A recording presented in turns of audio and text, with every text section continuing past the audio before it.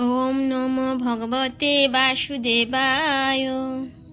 নমস্কার প্রিয় বন্ধুরা, দেবশয়নে একাদশী 2026 কবে, পালনের সময়সূচি কখন, একাদশীতে কি কি করা উচিত এবং কি কি খাওয়া উচিত নয়, ব্রতের নিয়ম আচার পূজাবিধি ও ব্রত মাহাত্ম্য সম্পর্কে আজকে আলোচনা করব। চাতুর্মাস্য দেবশয়নী একাদশী বছরের অন্যতম গুরুত্বপূর্ণ একাদশী। আষাঢ় শুক্লপক্ষের একাদশীকে বলা হয় দেবশয়নী একাদশী। পুরাণে উল্লেখ আছে যে দেবশয়নী একাদশীর দিন ভগবান বিষ্ণু এখানে যোগনিদ্রায় অধিরাজ্যের রাজা বালিতে 4 মাস অধিবাস করেন এবং কার্তিক মাসের শুক্লপক্ষের একাদশীতে প্রস্থান করেন। এই কারণে একে দেবশয়নী একাদশী বলা হয়। শয়নী একাদশী, মহা একাদশী, প্রথমা একাদশী, পদ্ম একাদশী, দেবশয়নী একাদশী, দেবপদী একাদশী, আষাঢ়ী একাদশী, টলি একাদশী এবং প্রবোধিনী একাদশী নামেও পরিচিত। আষাঢ় মাস থেকে কার্তিক মাস পর্যন্ত সময়কালকে চাতুর্মাস্য বলা হয়। এই 4 মাসে ভগবান ক্ষীর সমুদ্রের অনন্ত শয্যায় শয়ন করেন। এই 4 মাসে বিবাহ ইত্যাদি বিষয়ে কোনো শুভ কাজ করা হয় না। এই দিনগুলিতে সাধুরা এক জায়গায় থেকে কঠোর তপস্যা করেন। 4 মাস পরে তিনি কার্তিক মাসের শুক্লপক্ষের একাদশী তিথিতে, প্রবোধিনী একাদশী, নিদ্রা থেকে উত্থিত হন। এই 4 মাস সময়কে চতুর্মাস্য বলা হয়। শয়নী একাদশী থেকে যেহেতু এই চতুর্মাস্যের সূচনা হয়, তাই শুরুর দিন ভক্তরা ভগবান বিষ্ণুকে সন্তুষ্ট করার চেষ্টা করে। ভগবান বিষ্ণু ও তার স্ত্রী লক্ষ্মী দেবীর পূজা করেন, উপবাস পালন করেন, সারা রাত ব্যাপী কীর্তন করেন। আষাঢ় মাস বর্ষাকাল, তাই বলা যায় বর্ষাকালে এই চতুর্মাস্য ব্রতের সূচনা হয়।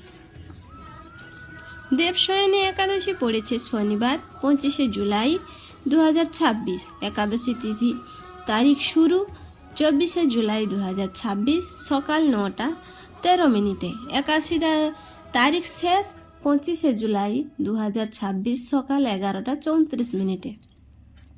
পালনের সময় 26শে জুলাই 5টা 58 থেকে সকাল 8টা 36 মিনিট পর্যন্ত। দেবশয়নী একাদশীর পূজা বিধান: এই উপবাস পুরুষ ও মহিলা উভয়েরই পালন করা উচিত। উপবাসটি সারাদিন ধরে করতে হবে। সন্ধ্যায় ভগবান নারায়ণ ও মাতা লক্ষ্মীর মূর্তি স্থাপন করতে হবে। হলুদ ফুল, সূর্য ও প্রদীপ দিয়ে পূজা আর আরতি করতে হবে। পবিত্র দেশীয় উপকরণে তৈরি মিষ্টি উপভোগ করতে হবে এবং বিষ্ণু সহস্রনাম পাঠ করতে হবে। দেবশয়নী একাদশী ব্রত মাহাত্ম্য: মহারাজ যুধিষ্ঠির বললেন, হে কৃষ্ণ, আষাঢ় মাসের শুক্লপক্ষের একাদশীর নাম কি? এর মহিমাই বা কি? তা আমাকে কৃপা করে বলুন। শ্রীকৃষ্ণ বললেন, ব্রহ্মা এই একাদশী সম্পর্কে দেবর্ষি নারদকে যা বললেন, আমি সেই আশ্চর্যজনক কথা আপনাকে বলছি। শ্রী ব্রহ্মা বললেন, হে নারদ, এ সংসারে একাদশীর মতো পবিত্র আর কোনো ব্রত নেই। সকল পাপ বিনাশের জন্য এই বিষ্ণু ব্রত পালন করা একান্ত আবশ্যক। যে ব্যক্তি এই প্রকার পবিত্র, পাপনাশক এবং সকল অভীষ্ট প্রদাতা একাদশী ব্রত না করে তাকে নরকগামী হতে হয়। আষাঢ়ের শুক্লপক্ষের এই একাদশী শয়ন নামে বিখ্যাত। এই শ্রী ভগবান ঋষিকেশের জন্য এই ব্রত পালন করতে হয়। এই ব্রতের সম্বন্ধে এক মঙ্গলময় পৌরাণিক কাহিনী আছে, আমি এখন তা বলছি। বহু বছর পূর্বে সূর্যবংশে মান্ধাত্তা নামে একজন রাজর্ষি ছিলেন। তিনি ছিলেন সত্য প্রতিজ্ঞ এবং প্রতাপশালী চক্রবর্তী রাজা। প্রজাদেরকে তিনি নিজের সন্তানের মতো পালন করতেন। সেই রাজ্যে কোনো রকম দুঃখ, রোগ ব্যাধি, দুর্ভিক্ষ, আতঙ্ক, খাদ্যাভাব অথবা অন্য কোনো অন্যায় আচরণ ছিল না। এইভাবে বহুদিন অতিবাহিত হলো, কিন্তু এক সময় হঠাৎ দৈব দুর্বিপাকে ক্রমাগত 3 বছর সে রাজ্যে কোনো বৃষ্টি হয়নি। দুর্ভিক্ষের ফলে সেখানে দেবতাদের উদ্দেশ্যে দান মন্ত্রের সাহা, সধা ইত্যাদি শব্দও বন্ধ হয়ে গেল। এমনকি বেদ পাঠও ক্রমশ বন্ধ হলো। তখন প্রজারা রাজার কাছে এসে বলতে লাগলো, মহারাজ, দয়া করে আমাদের কথা শুনুন। শাস্ত্রে জলকে নার বলা হয়, আর সেই জলে ভগবানের অয়ন অর্থাৎ নিবাস, তাই ভগবানের এক নাম নারায়ণ। মেঘরূপে ভগবান বিষ্ণু সর্বত্র বাড়ি বর্ষণ করেন। সেই বৃষ্টি থেকে অন্ন এবং অন্ন খেয়ে প্রজাগণ জীবন ধারণ করেন। এখন সেই অন্নের অভাবে প্রজারা ক্ষয়প্রাপ্ত হচ্ছে। অতএব হে মহারাজ, আপনি এমন কোনো উপায় অবলম্বন করুন যাতে আপনার রাজ্যের শান্তি এবং কল্যাণ সাধন হয়। রাজা মান্ধাত্তা বললেন, তোমরা ঠিকই বলেছ। অন্য থেকে প্রজার উদ্ভব, অন্য থেকেই প্রজার পালন। তাই অন্যের অভাবে প্রজারা বিনষ্ট হয়, আবার রাজার দোষেও রাজ্য নষ্ট হয়। আমি নিজের বুদ্ধিতে আমার নিজের কোনো দোষ খুঁজে পাচ্ছি না, তবুও প্রজাদের কল্যাণের জন্য আমি আপ্রাণ চেষ্টা করব। তারপর রাজা ব্রহ্মাকে প্রণাম করে সৈন্যসহ বনে গমন করলেন। সেখানে প্রধান ঋষিদের আশ্রমে ভ্রমণ করলেন। এভাবে তিনি ব্রহ্মার পুত্র মহাতেজস্বী অঙ্গিরা ঋষির সাক্ষাৎ লাভ করলেন। তাকে দর্শন মাত্রই রাজা মহানন্দে ঋষির চরণ বন্দনা করলেন। মুনিবর তাকে আশীর্বাদ ও কুশল প্রশ্ন জিজ্ঞাসা করলেন। রাজা তখন তার বনে আগমনের কারণ সবিস্তারে ঋষির কাছে জানালেন। ঋষি অঙ্গিরা কিছু সময় ধ্যানস্থ থাকার পর বলতে লাগলেন, হে রাজন, এটি সত্য যুগ। এই যুগে সকল লোক বেদ পরায়ণ এবং ব্রাহ্মণ ছাড়া অন্য তপস্যা করে না। এই নিয়ম থাকা সত্ত্বেও সূত্র রাজ্যে তপস্যা করছে। তার এই অকার্যের জন্যই রাজ্যের এই দুর্দশা। তাকে হত্যা করলেই সকল দোষ দূর হবে। রাজা বললেন, হে মুনিবর, তপস্যাকারী নিরপরাধ ব্যক্তিকে আমি কিভাবে বধ করব? আমার পক্ষে সহজ সাধ্য অন্য কোনো উপায় থাকলে আপনি দয়া করে আমাকে বলুন। তদুত্তরে মহর্ষি অঙ্গিরা বললেন, আপনি আষাঢ় মাসের শুক্লপক্ষের শয়নী নামে প্রসিদ্ধা একাদশী ব্রত পালন করুন। এই ব্রতের প্রভাবে নিশ্চয়ই রাজ্যে বৃষ্টি হবে। এই একাদশী সর্বসিদ্ধি দাত্রী এবং সর্ব উপদ্রব নাশকারিণী। হে রাজন, প্রজা ও পরিবারবর্গ সহ আপনি এই ব্রত পালন করুন। মুনিবরের কথা শুনে রাজা নিজের প্রাসাদে ফিরে গেলেন। আষাঢ় মাস উপস্থিত হলে রাজ্যের সকল প্রজা রাজার সাথে এই একাদশী ব্রতের অনুষ্ঠান করলেন। ব্রত প্রভাবে প্রচুর বৃষ্টিপাত হলো। কিছুকালের মধ্যেই অন্নাভাব দূর হলো। ভগবান ঋষিকেশের কৃপায় প্রজাগণ সুখী হলো। এ কারণে সুখ ও মুক্তি প্রদানকারী এই উত্তম ব্রত পালন করা সকলেরই অবশ্য কর্তব্য।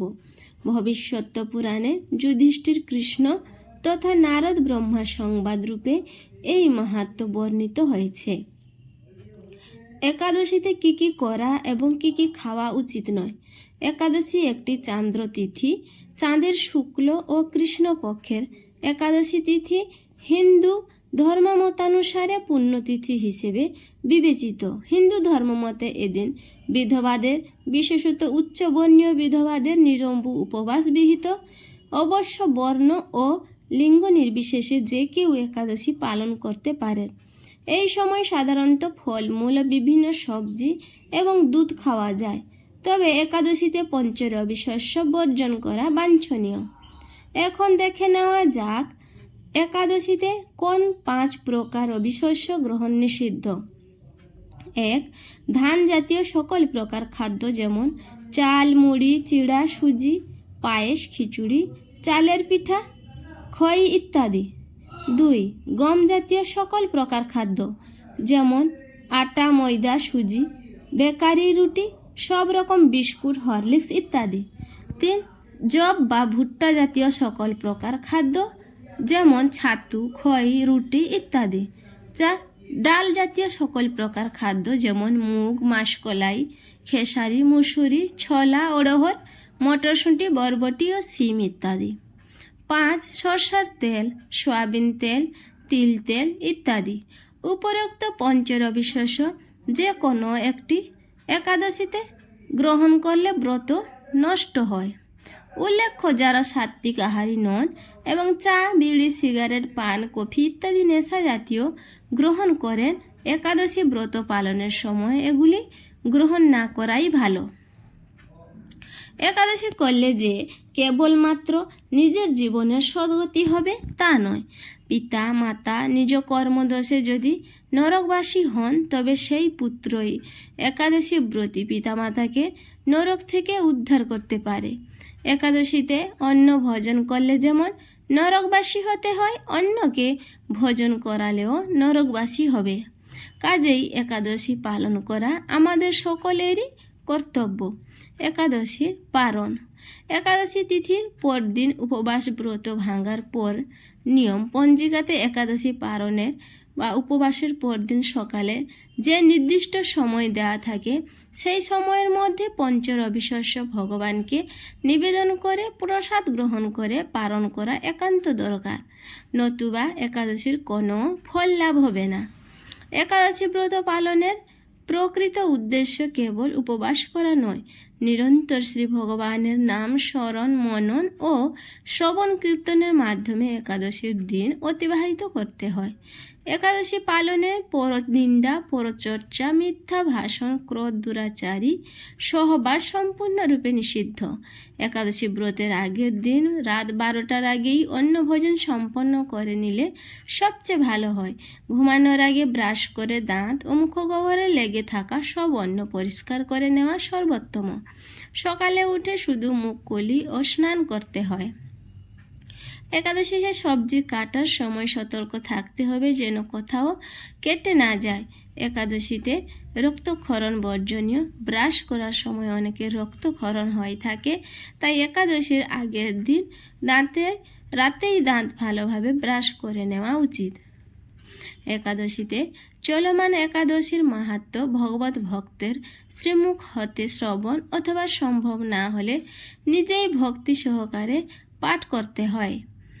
যারা একাদশীতে একাদশীর প্রসাদ রান্না করেন তাদের 5 ফোড়ন ব্যবহারে সতর্ক থাকা উচিত, কারণ 5 ফোড়নে সরিষার তেল ও তিল থাকতে পারে যা বর্জনীয়। একাদশীতে শরীরে প্রসাধনী ব্যবহার নিষিদ্ধ। তেল শরীরে ও মাথায়, সাবান ও শ্যাম্পু ইত্যাদি বর্জনীয়। সকল প্রকার ক্ষৌরকর্ম ও নখ কাটা নিষিদ্ধ। একাদশী ব্রতে কিছু খাবার অনুমোদিত, আবার কিছু নয়। বিভিন্ন ঐতিহ্য ও ব্যক্তিগত পছন্দের উপর নির্ভর করে নির্দিষ্ট নির্দেশিকা কিছুটা ভিন্ন হতে পারে। একাদশী ব্রতের সময় কোন কোন খাবার অনুমোদিত এবং কোনগুলি নয় তার একটি সাধারণ বিবরণ নিচে দেওয়া হলো। একাদশী ব্রতে অনুমোদিত খাবার। 1. দুগ্ধজাত খাবার। দুগ্ধজাত খাবার যেমন দুধ, দই, ঘোল, পনির এবং অন্যান্য দুগ্ধজাত খাবার অনুমোদিত।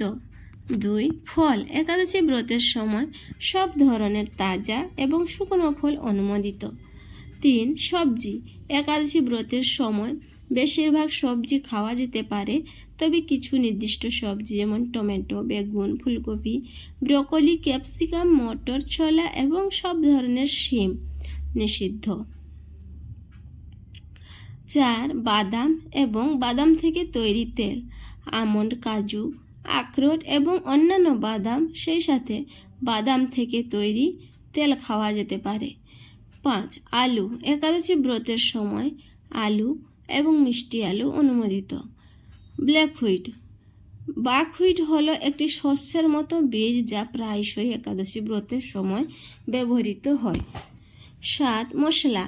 হলুদ, গোলমরিচ, আদা এবং লবণ নতুবা পরিষ্কার প্যাকেট থেকে নেওয়া খাবারের স্বাদ বাড়ানোর জন্য ব্যবহার করা যেতে পারে। সৈন্ধব লবণ ব্যবহার করা উচিত। হরে কৃষ্ণ, রাধে রাধে। ভিডিওটি ভালো লাগে থাকলে লাইক, কমেন্ট এবং সাবস্ক্রাইব করে রাখবেন।